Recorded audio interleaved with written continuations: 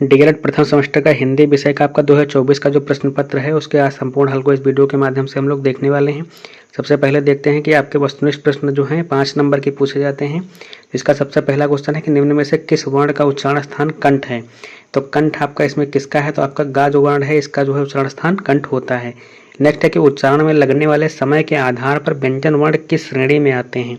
तो ये जो है आपके अर्धमात्रिक की श्रेणी में आते हैं। नेक्स्ट है कि अधोलिखित में से अभिकारी शब्द कहलाते हैं। तो कौन से कहलाते हैं, तो आपके क्रिया विशेषण जो होते हैं ये अभिकारी शब्द कहे जाते हैं। नेक्स्ट है कि निम्न में से किस शब्द की वर्तनी शुद्ध है। तो ये आपका मस्तिष्क इस प्रकार का जो ये लिखा होता है इसकी जो है ये कही जाती है। नेक्स्ट है कि हिंदी वर्णमाला में अर्ध स्वर के अंतर्गत आने वाले वर्ण हैं।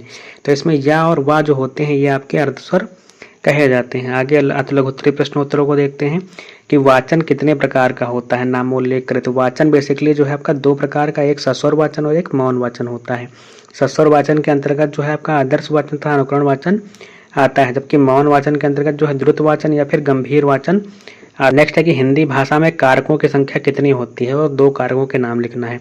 तो कारक जो हिंदी में आपके हैं वो 8 होते हैं। एक कर्ता है, कर्म है, करण, संप्रदान, अपादान, संबंध, अधिकरण और संपोधन, ये 8 के नाम हो गए। नेक्स्ट है कि ज्ञा जो संयुक्त व्यंजन है किन व्यंजनों से मिलकर बना हुआ है। तो ज्ञा जो होता है जा और आपका इया से मिलकर के बनता है ना। नेक्स्ट है कि मौखिक अभिव्यक्ति का क्या महत्व है।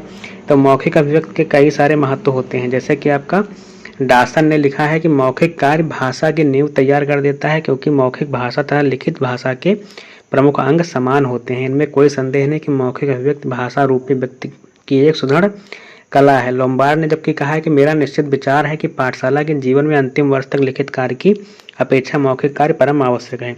इस प्रकार से आप अपने हिसाब से मौखिक अभिव्यक्ति के जो महत्व होते हैं उनको लिख सकते हैं ना। नेक्स्ट है कि लिपि और ध्वनि में आपस में क्या संबंध होता है। तो मानव जो है जिसके द्वारा बोलता है, जो वायुमुख विकार से निकलकर वागेंद्र के द्वारा निकलती है उसे ध्वनि कहा जाता है, और जिन ध्वनि चिन्हों का प्रयोग भाषा को लिखकर व्यक्त करने में किया जाता है उसे लिपि कहते हैं। वर्णों के मेल से जो है लिपि बनती है। नेक्स्ट है कि निम्न समोच्चारित शब्द युग्मों का सही अर्थ लिखना है, यानी कि अनल और अनिल का। तो अनल का आपका आग होता है, अनिल का वायु, और सकल का संपूर्ण होता है और सकल का चेहरा होता है। इसी प्रकार से लघुत्तरी प्रश्नोत्तर पूछे गए हैं, जैसे कि वन और पर्वत शब्द के 5-5 पर्यायवाची लिखना है। तो वन का आपका जंगल हो गया, अरण्य हो गया, कानन, विपिन, कांतार है ना। और जबकि पर्वत का आपका हो जाएगा शैल, पहाड़, अचल, गिरि, धराधर, मेरु, इस प्रकार से लिख सकते हैं। नेक्स्ट है कि प्रारंभिक स्तर पर लेखन सिखाने की विधियां बताइए। तो लेखन जो है आपके रेखाओं द्वारा लिखने की शिक्षा देना एक प्रकार की ये भी विधि होती है, और मांटेसरी विधि से लिखने की शिक्षा देना अनुकरण विधि से हो गया, पेस्टोलॉजी और मनोवैज्ञानिक विधियां होती हैं, है ना। तो ये आपके जो है विधिवत दी गई हैं। देखिए रेखा विधि के द्वारा जैसे कैसे, तो ये आप इसको पास करके पढ़ लीजिएगा, या फिर पीडीएफ जो है टेलीग्राम चैनल पे हम इसको डाल देंगे। टेलीग्राम चैनल की लिंक जो है आपको मिल जाएगा डिस्क्रिप्शन और कमेंट बॉक्स के इसी वीडियो में, ठीक है। वहाँ से आप जो है टेलीग्राम ज्वाइन कर लीजिएगा और वहाँ से आपको पीडीएफ ये देखने को मिल जाएगा। और इसके पहले की क्लासेस भी हमने कराई हैं और प्रीवियस ईयर के क्वेश्चंस कराए हैं, प्लेलिस्ट बनी है चैनल पे, आप वो भी देख सकते हैं। नेक्स्ट है कि वाक्य के आवश्यक गुण कौन से हैं। तो सार्थक शब्दों का ऐसा समूह जो व्यवस्थित हो और सार्थक अर्थ देता हो वाक्य कहलाता है, यानी कि वाक्य का आवश्यक गुण होता है कि इसका कोई अर्थ निकलता हो। नेक्स्ट है कि वर्णों का उच्चारण करते समय हमें कौन कौन से सावधानियां बरतनी चाहिए। तो शुद्ध उच्चारण करने के साथ साथ लाइन पर भी अभ्यास होना चाहिए। प्रतिभागी किसी शब्द का शुद्ध उच्चारण करने में असमर्थ हो तो शब्द का खंड खंड उच्चारण अभ्यास सिखाया जाना चाहिए, और जो शब्द होते हैं इनका उच्चारण अभ्यास करा जाए। और पढ़ते और बोलते समय बीच में टोकने के बजाय पढ़ना समाप्त होने पर अशुद्ध शब्द के उच्चारण का संशोधन करना चाहिए। इस प्रकार से कई सारी सावधानियां जो होती हैं वो रखनी चाहिए ना। नेक्स्ट है आपका कि भाषा में श्रवण कौशल का क्या महत्व है।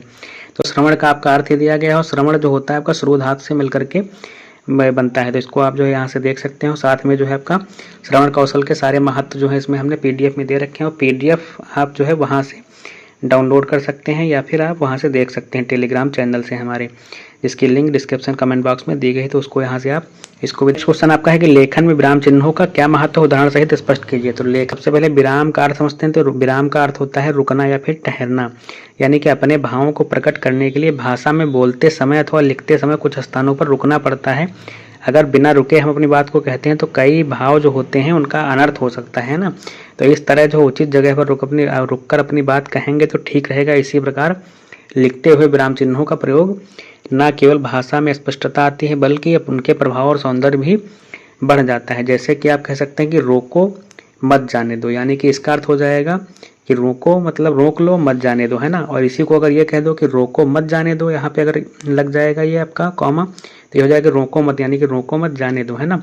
इस प्रकार से अर्थ जो होते हैं विराम चिन्हों के होने या ना होने से बदल जाते हैं। और इस प्रकार से आप जो है कई सारे विराम चिन्ह, जैसे आपका पूर्ण विराम हो गया, अल्प विराम हो गया, और जो है आपका अर्ध विराम, प्रश्नवाचक चिन्ह, विस्मयाद बोधक चिन्ह, योजक चिन्ह, उद्धरण चिन्ह, इस प्रकार से इनको जो है पूरा एकदम एक्सप्लेन किया है। आप इसको PDF से देख सकते हैं।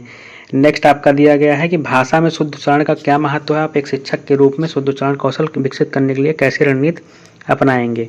तो उच्चारण कौशल के महत्व को जो इसमें दिया गया है, साथ में जो आपकी रणनीतियाँ जो है इनको भी हमने इसमें पूरा एकदम विश्लेषण करके और एक्सप्लेन करके दिया है। आप इसको भी देख सकते हैं। तो PDF के लिए आप टेलीग्राम चैनल को ज्वाइन कर लीजिएगा, वहाँ से इसको डाउनलोड भी कर सकते हैं और साथ में देख भी सकते हैं।